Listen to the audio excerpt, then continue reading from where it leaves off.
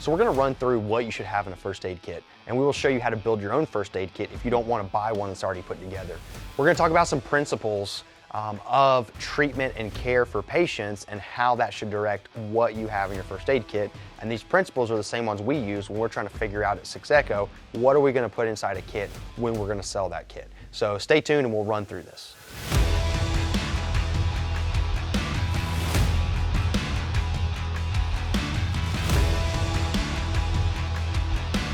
So when you're stocking a first aid kit, there's a couple principles you should keep in mind.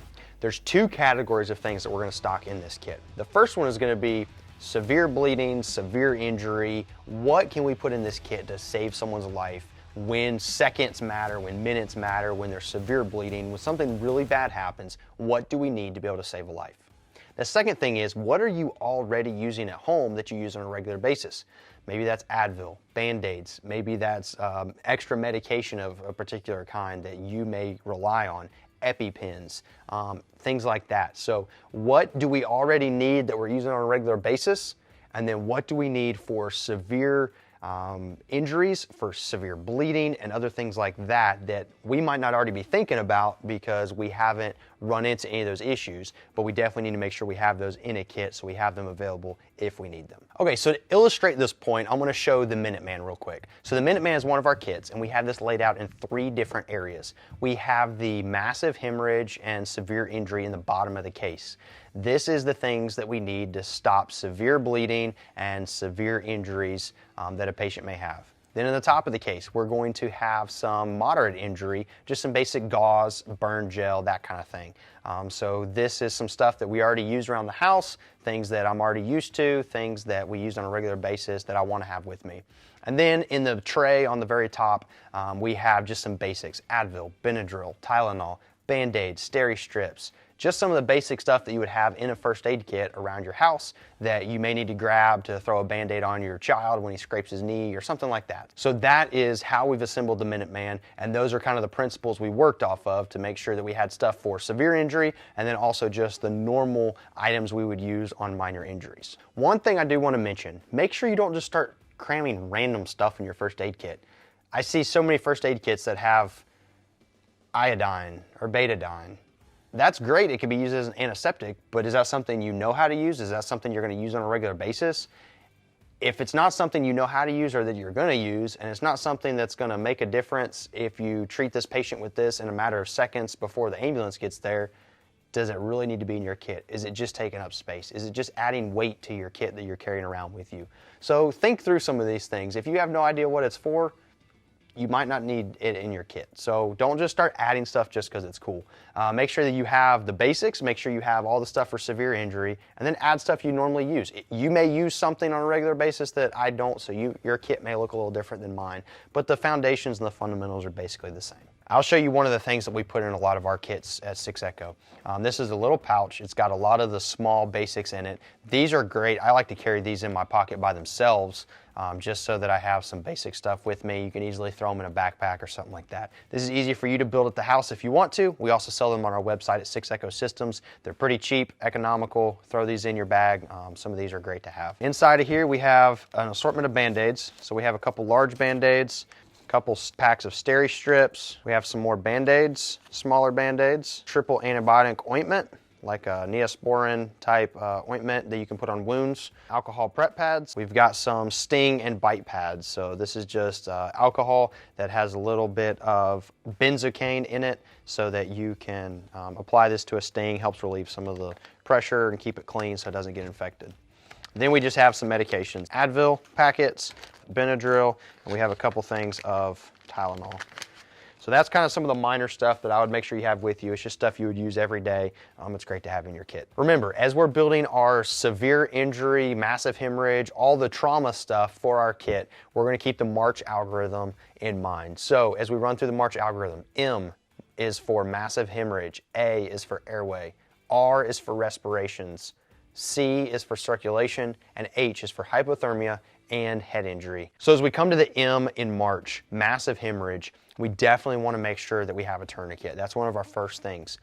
You can run something like a swat-t or a cat tourniquet. I like the cat tourniquet. It's actually lighter, so if you're backpacking or something where weight makes a difference, I would definitely go with the cat. It is lighter than the swat-t. Swat-t packs down a little bit less than the cat, so this can actually go in a smaller kit, so it just depends on preference there. They both work about the same as far as the windlass goes. Something that you could also use is a swat-t tourniquet. Now, I don't recommend having this as a primary tourniquet. I would have my cat first. This is a good tool, but I would not run this alone as a primary tourniquet. If you're absolutely on a budget, you can stick this in there. You have a pressure dressing and a tourniquet in one, but I would carry this secondarily to a cat tourniquet. So, first off, we got a tourniquet. So secondarily, as we're now addressing massive hemorrhage, we need something to be able to wound pack with in the junctional areas. So first off, we have quick clot combat gauze. This stuff is great, but it's also expensive. So if you're trying to do an economy kit, this may not be for you. If you want the best of the best, that's it right here. Something else you can get that's fairly cheap is just wound packing gauze. This is basically the same thing as this. It just doesn't have the kaolin in it to be able to promote clotting faster, but it is gauze. It has the x-ray line in it. It's Z-folded, so you can pack it in there easily. It's vacuum sealed, very small form factor, but it's about the same size. By the time you fold all this plastic out of the way, it's about the same size as the actual quick clot. So it's very similar, and again, this is like $4. So this is pretty cheap to put in a kit. If you really want to go cheap, you can go with rolled gauze. Now this rolled gauze makes it a little more difficult. You either have to unroll it or you have to pull it from the middle so that you can pack a wound, but this is the absolute economy version of gauze for your kit. Now, as we talk about a pressure bandage, there's a couple different options. We can use a pressure bandage that's actually meant to be a pressure bandage. We could use a swat-t as a multi-purpose device and use that as our pressure bandage. But we need something to be able to wrap to hold pressure on this gauze. Now, another option is if you wound pack something, you could just hold pressure on that or have the other person hold pressure on that. Just know that's going to tie you up. So if you're trying to run an absolute minimal kit, you can wound pack, you can hold direct pressure on that, but now you're committed to holding pressure there rather than being able to wrap it with a pressure bandage to hold that in place. So I would recommend having some form of gauze and a pressure bandage to be able to wrap that in place. As we come to the A in our March algorithm, you could put an MPA in there if you wanted. That is definitely something that you could throw in your kit. But if we really think about what this does, the NPA holds open somebody's airway and keeps the tongue off the back of the throat so they continue to breathe. If you have one person that you're treating, you could very easily then do a head tilt chin lift or put them in the recovery position to hold that airway open. So I would say the MPA is not a necessity in a kit. It's great to have. If you are running and gunning and you want this in an IFAC to where you can put this in someone, hold their airway open and continue to return fire, then yes, that's where it's great. But if you are happening upon a car wreck or something and you want to hold someone's airway open, you can do that other ways than absolutely having to have an MPA. So this is great to have in some circumstances, but not necessary to have if you're going very basic and cheap on your kit. Okay, next we come to the R in March. R is for respiration, so that's breathing. There's not much that we're going to necessarily put in our kit for breathing as far as like BVM and assisted ventilations unless you're properly trained on doing that. But we do have some chest seals which falls under respirations. So here I've got some hyphen vented chest seals. So if someone is breathing and they have a hole in their chest, you're going to want to cover that hole up so their lungs can continue to expand and you don't have trapped air in there that's going to end up causing worse problems. So definitely have some chest seals in there for the R in respirations. Now, here's a little bit of a hack. If you're really trying to do this on the cheap and you don't want to spend the $12 to $15 on a pair of chest seals, a quick little way that you can get around that is if you have some form of plastic. So if you've got a Ziploc bag even, and you take this Ziploc bag, you can tape this over a wound, or you could cut it in half and now you've got two seals. And then if you tape that on their chest with something like a Gorilla Tape, you could take Gorilla Tape or duct tape or something super sticky, tape that on their chest, and now you've just made a chest seal. So a couple ways that you can store that Gorilla Tape. If you're going to run a Sharpie in your kit to be able to write the time on a tourniquet, you can take some Gorilla Tape or duct tape, wrap it around the Sharpie, and now you've got some extra tape with you. You can also fold it this way. Just peel some off a roll, fold it real flat, it slides in a first aid kit, and now you have some tape with you that you can use for an improvised chest seal. So if you're going real quick and dirty, you can use plastic and some tape.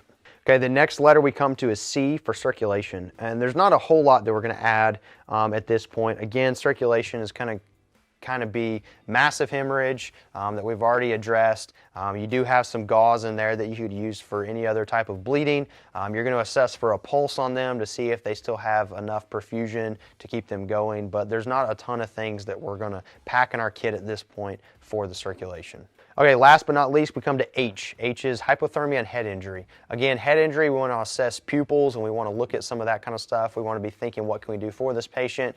But as far as something critical to put in a small first aid kit, there's not a lot that we're going to do. But definitely when it comes to hypothermia, we can throw these emergency blankets in there. These are super cheap, easy to come by. They're great to put in a kit, and they're not expensive. So if you're trying to do a really cheap kit, you can throw these emergency blankets in there, and that will help keep that patient warm. The warmer that patient stays, the better off they're going to be if they have any sort of injury. The best kit that I recommend is getting something that's already made, something that someone's already packed together. They've put time and thought into how it needs to fit together. Something like this Eagle IFAK. So if you take this Eagle IFAK, you open it up, you've got tourniquets, pressure dressings, chest seals, wound packing gauze, all that in there. It's already put together. People have put a lot of time and energy into thinking about how this needs to run. So it's compact, it has everything you need, but again, you're going to pay for those people spending time and effort to make this kit a good kit for you. So it's not necessarily your cheapest option. So that's what I recommend, is going with something like Eagle IFAK, the Minuteman, something that would already be put together for you. But here's the second option, absolute economy. This is not necessarily what I would recommend, but if you were trying to pinch pennies and you want to be able to put something together for 20 bucks or something, I guess this is your option. Again, I recommend having some better stuff in your kit, but this is absolute minimum. So take a Ziploc bag or something. Remember, if you cut this open, you can have 1, 2, maybe even 4 chest seals out of this. I'm going to use tape that's rolled around my Sharpie here. So I've got a Sharpie that I can write information or write the time of a tourniquet, and I've got tape rolled around that I can use that tape along with the Ziploc now to create a chest seal. So I've got my chest seal taken care of. You can use a swat-t as your tourniquet and pressure dressing. I would still recommend having an actual tourniquet and actual pressure dressing because if you use this as a pressure dressing, now you don't have a tourniquet. If you use this as a tourniquet, it may or may not be able to stop the bleeding depending on what size extremity you're actually putting it on. But again, this is absolute economy. Put the swat-t in there. I've got a survival blanket, super cheap, keep somebody warm, and I've got some gauze. You may want to put 2 of these in there because these are small. So I'm going to pack all this in there. I've got a pretty small kit now. It's basically waterproof inside this Ziploc bag, and that's going to be an absolute economy bag. This is the economy kit that I would recommend. If you're on a budget and you're trying to have the minimum stuff, here's what I would recommend. Get a full primary tourniquet, something like the cat tourniquet. It's not that expensive in the scheme of things. So you can still hold all this in a Ziploc bag. It's pretty cheap and economical. It's nicer to have a different bag with other mounting options, but again, we're thinking economy here. So we'll put the cat tourniquet in here. I've got a Hyphen compact chest seal. I still really like these. These are like 12 bucks for 2 of them, so it's still pretty cheap. I would recommend having these. It makes it a lot easier to apply than trying to tape some plastic on, even though taping plastic does work. Okay, I would get a pressure dressing. You can run a pressure dressing or a swat-t, but if you've already got a tourniquet, you just want a pressure dressing, then this is going to be a cheaper option. These are still just a few bucks. You can throw these in here, and now you've got a pressure dressing. Okay, I have a Sharpie, and I've got my tape on here again. The tape is good for holding the bandage in place. Again, we can make more improvised seals. Always good to have some tape, and it's super cheap. So I've got that around my Sharpie. I'll slide this in my kit as well. And I've got my emergency blanket to keep somebody warm. So basically now I have a full IFAK in here, and the total cost of this is still very economical, very cheap, and something that just about anybody can afford to have in their kit. So there you have it, economy kit, but we've still got some decent and reliable supplies in here. So this, if you're going with economy, these are the bare bones that I would actually stick in a kit if you're going for absolutely cheap. Okay, so that is the basics of a very economic, foundational first aid kit. A couple other options that you can throw in there. Gloves. Gloves are always a good idea to have. Trauma shears, those are always good for cutting bandaging or cutting clothes out of the way, cutting shoes off somebody if you have to. If you want more bandaging options, throw some 4x4s in there. You can use these for cuts, scrapes, something that's not severe hemorrhage, but you can cover up some wounds with this. SAM splint.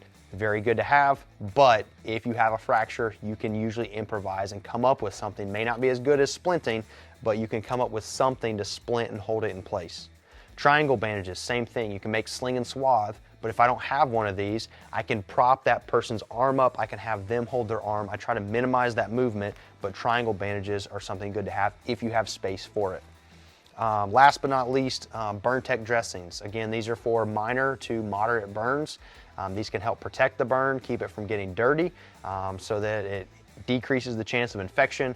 You can also, these help a little bit with some of the pain relief sometimes to keep that covered up. So it can be useful, but it's not going to be the difference between life and death. So you just have to figure out, what do I want to put in my kit? How much is life critical? I would recommend using a kit that someone's already put together. They've put a lot of time and energy into figuring out what needs to go in these kits. So if they've already done that work for you, then you don't have to sit there and figure out, what do I need to put in a kit? If you're trying to go absolute economy, building your kit, it may be a good option.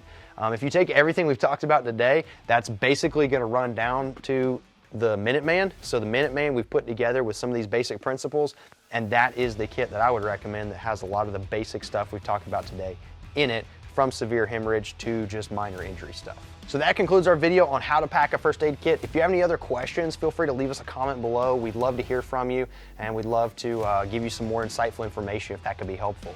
Leave us a like on this video if you found it helpful, and subscribe to our channel so you get updates when we have future videos out there. If you have any other ideas for videos you would like to see, leave us a comment below as well. We'd love to hear from you. Stay vigilant, stay safe.